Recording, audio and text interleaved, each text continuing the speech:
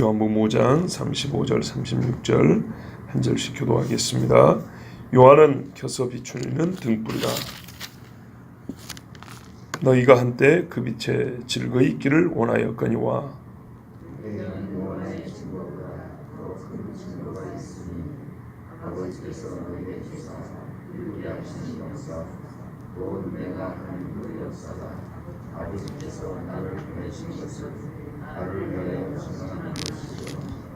아멘. 요한은 켜서 비추는 등불이라 그랬습니다. 그러니까 사람들이 예수님 본인의 말보다 다른 사람의 말을 통해서 예수님을 더 잘 믿게 되는, 참 이 죄악된 본성으로 말미암아 하나님은 사람을 통해서 예수님을 증거하셨는데 그 일에 가장 적합하고 택함 받아서 부름 받은 사람이 세례 요한이었습니다. 요한이 뭐라 하냐면 나는 이 빛에 대하여 증거한다 그랬거든요.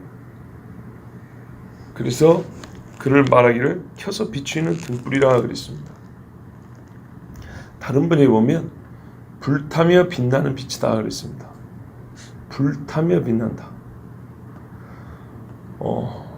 이 번역이 조금 더 나은 것 같습니다. 왜냐하면 등불이다 그러면 불이 작다는 것만 생각하지, 그죠? 등불도 타면서 빛을 내지, 그냥 뭐랄까요? 우리가 보는 것처럼 이 전기불처럼 그렇게 빛나는 게 아닙니다. 심지가 있고 기름이 있고 탑니다. 타면서 빛을 내거든요. 등불은. 이런 성질을 같이 보면은 불타며 빛나는 빛이었다. 이게 좀 더 나은 것 같습니다. 그런데 뭐랄까요? 그 빛이 좀 작다는 것.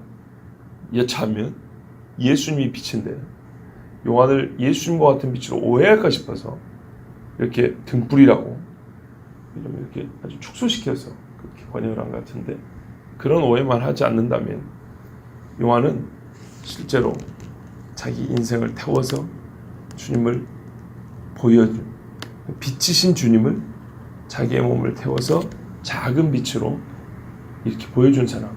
왜냐하면 어제도 우리가 이전에도 다 듣고 알지만은 사람들이 요한을 보고 그리스도신가 싶어 그랬거든요.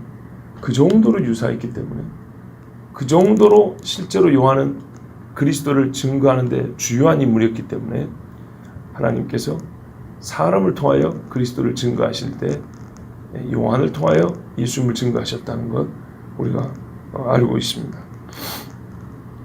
자, 사람들이 어둠 속에 거하였고요.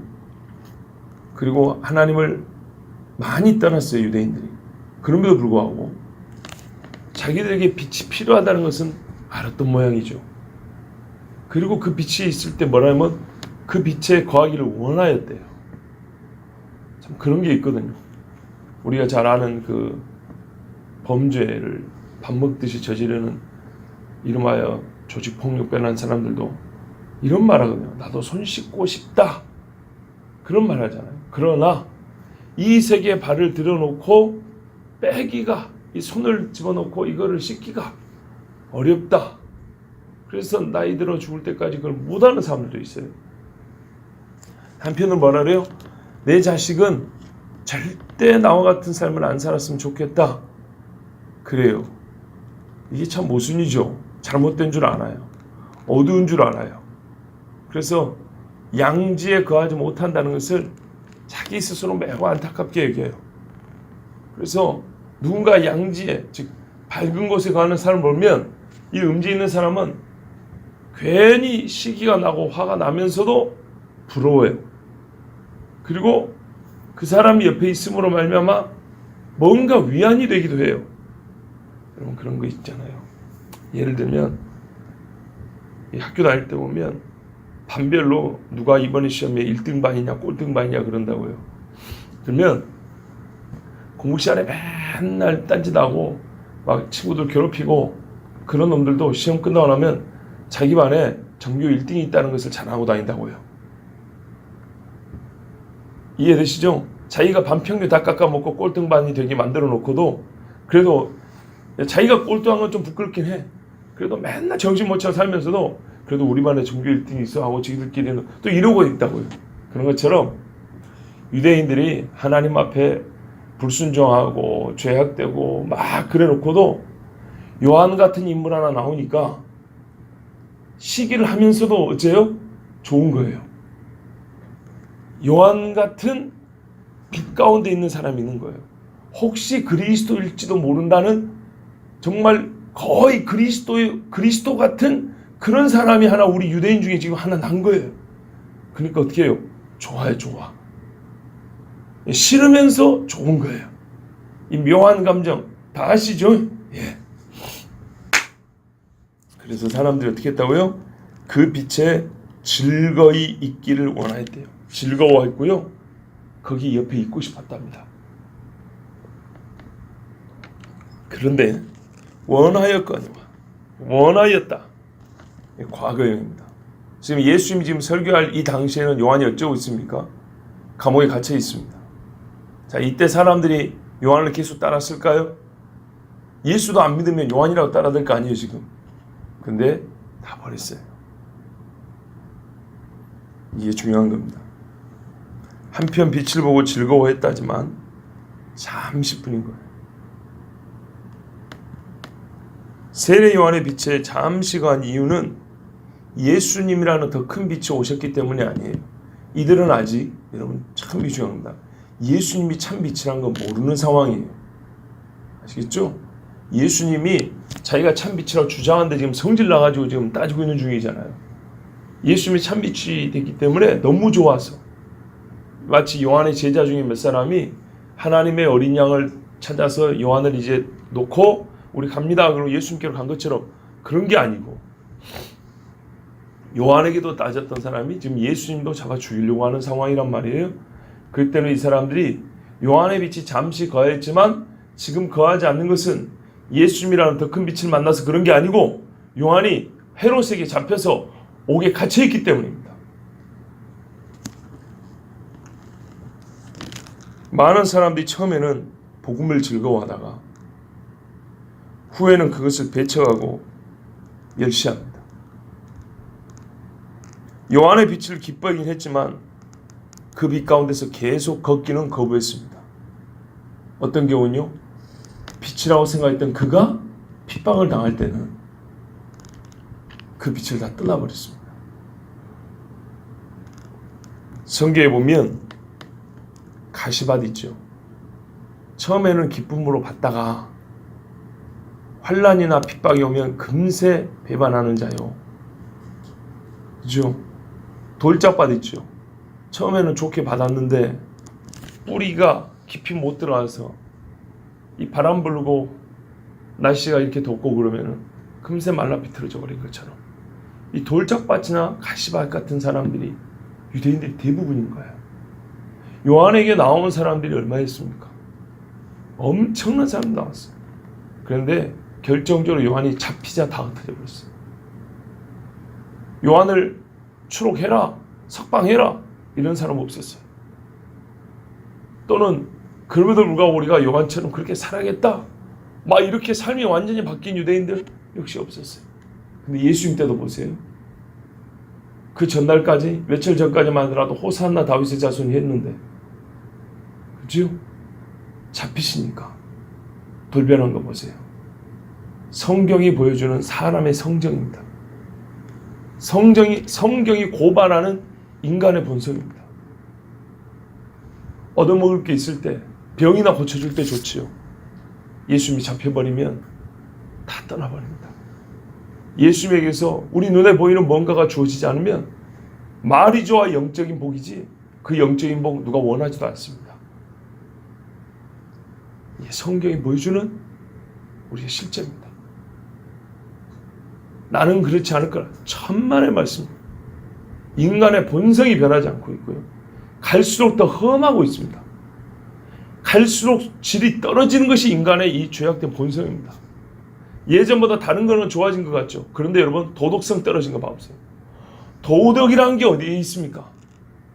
도덕이라는 것이 세상에서 그 소재, 우리가 범죄자의 소재를 찾나죠. 도덕성의 소재 자체가 어디서 찾을 수 있습니까? 사람의 속입니다. 사람의 속에서만 도덕성이라는 걸 찾을 수가 있습니다. 그런데 도덕성만큼 이렇게 순식간에 땅바닥에 곤두박질 친 게 없습니다. 이게 무슨 말이냐? 우리가 그러잖아요. 애가 클 때 늘 같이 산 사람은 잘 모른다 그러죠. 그런 것처럼 내가 그렇게 살고 있으니까 잘 몰라서 그렇죠. 우리의 도덕성은 정말 보잘것없는 수준으로 추락해 버렸습니다.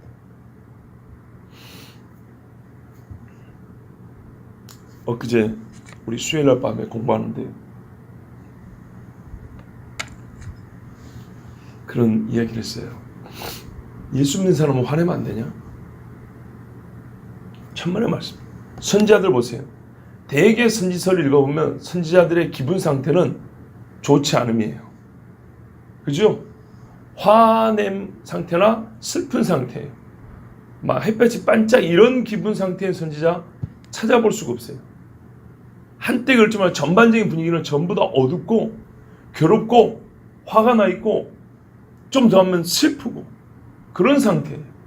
그렇기 때문에 예수 믿는 사람들이 뭐 화내면 안 되냐? 이거는 사람들이 만든 아주 이상한 논리입니다. 절대 그렇지 않습니다. 그런데 문제는요. 도덕성이 추락하고 신앙이 조금 그렇게 깊지 못하다는 건 어떤 것이냐면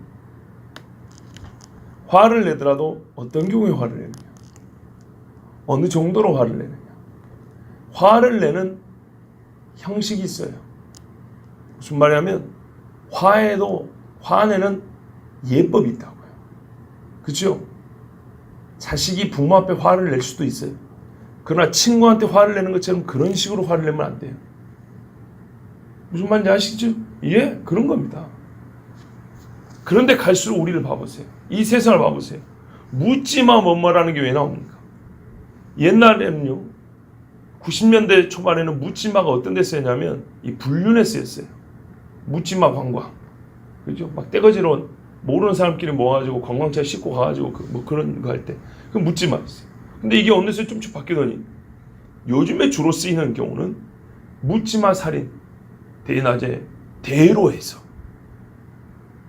사람이 이유 없이 칼을 휘둘러 사람을 행위를 찔러 죽였습니다. 이른바 묻지마 살인이 일어난 것입니다. 이렇게 뉴스가 나온다고요.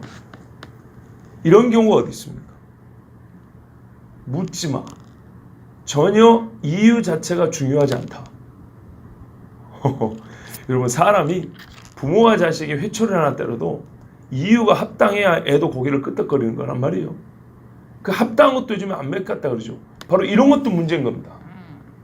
합당한 처벌조차도 거부하는 것. 그렇죠. 또 합당한 이유 없이 지나친 분노, 무례한 분노. 이 양자가 다 어떻게 해요? 우리의 도덕성이 정말 거의 짐승 수준으로 떨어지고 있다는 것을 보여주는 겁니다. 짐승도 배고프지 않으면 물지 않아요. 근데 짐승보다 더 험한 거예요. 이렇게 떨어지고 있는 게 사람의 도덕성입니다. 그런데 즉 한마디로 말하면 사람의 속이란 것이 예전만큼 그렇게 고상하거나 의리가 있다거나 신의를 지킨다거나 정이 있다거나 그러지 못한 것이 실상입니다. 그런데도 불구하고 성경에 나온 이 모든 일들이 우리는 평온한 중에 살고 있잖아요. 천만의 말씀입니다. 기본 수준이 옛날보다 많이 떨어져 있기 때문에 성경에 나온 인물들보다 우리는 더 선하고 의로운 신앙생활을 기대하기 어렵습니다. 그래서 뭐라 그럽니까? 주님 오시기 전에 배도가 있을 것이며 그래요. 이 배도는 한두 사람 얘기하는 게 아니고 집단적인 겁니다. 우리나라식으로 말하면 교단적, 교파적 배도입니다. 근데 이미 80년 전에 일제시대 때 그러지 않았습니까? 교단 총회에서 신사참배는 강합니다. 아무 문제가 없습니다. 교단 총회가 그래가지고 각 교회 공문이 그렇게 나간 거 아닙니까?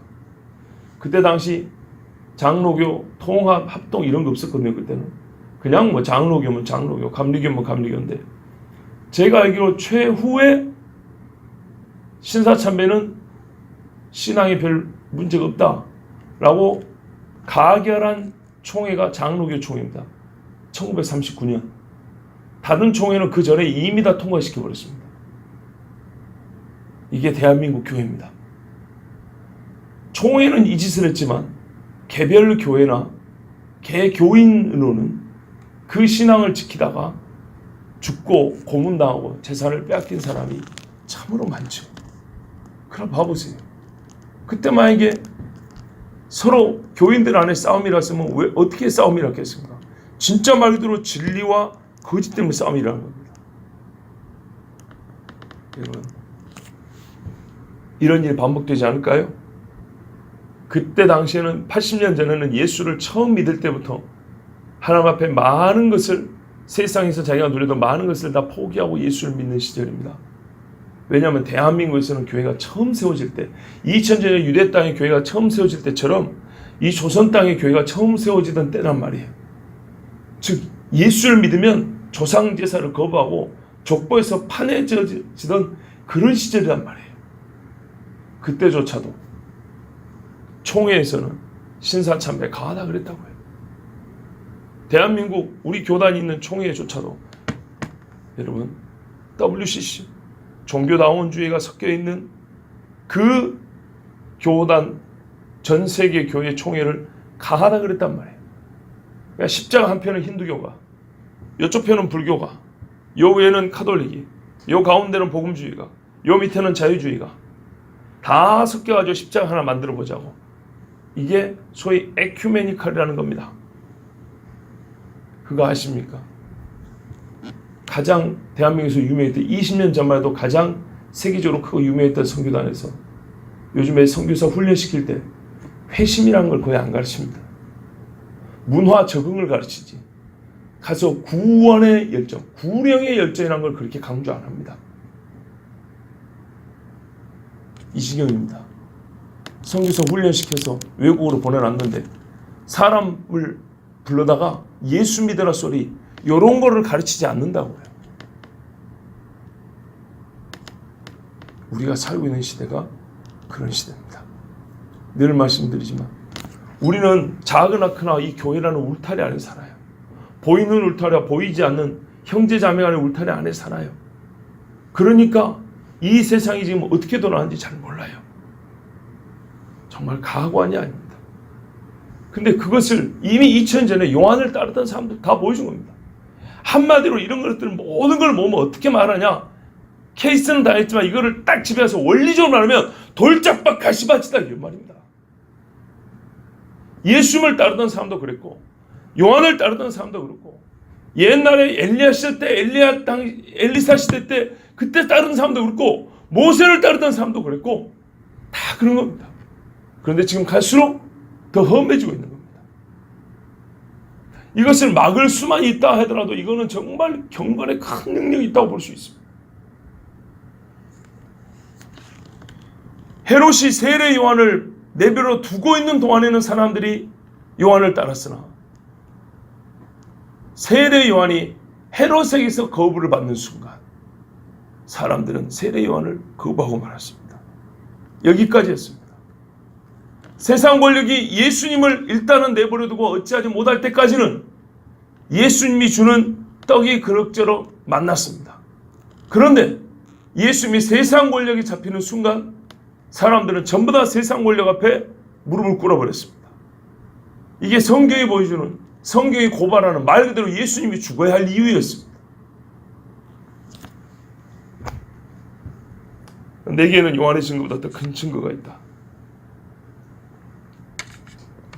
요한이 이렇게 예수님을 잘 보여줬는데요.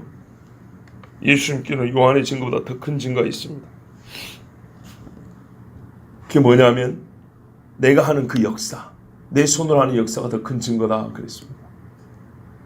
근데 이거는 어떻게 하게 됐냐 했더니 아버지께서 내게 주사 이루게 하시는 역사라고 그랬습니다. 아버지가 나에게 주셨기 때문에 하는 내 손이 하는 일, 요 일, 요것이 곧 요한이 나에 대해서 말한 것보다 더 큰 증거다 그랬습니다. 근데 왜 이런 증거를 아버지가 나에게 주셨냐, 이 역사를 왜 하게 하셨냐 했더니 아버지가 나를 증거하게 하려고 역사를 하신 거예요. 잘 보세요. 에어컨을 안 틀으신 거죠, 뒤에? 틀었어요? 근데 어제 오늘은 굉장히 덥습니다. 그죠? 희한하네요. 자, 봐보세요. 예수님이 요한보다 더 큰 증거가 있다고 했는데요. 그 증거가 뭐냐면 예수님이 손으로 하는 일이라 그랬어요. 이게 예수님이 자신을 나타내는 더 큰 증거입니다. 그러면 이 증거를 아버지가 줘서 한다 그랬죠. 그러면 의도가 뭘까요? 왜 아버지가 줬냐?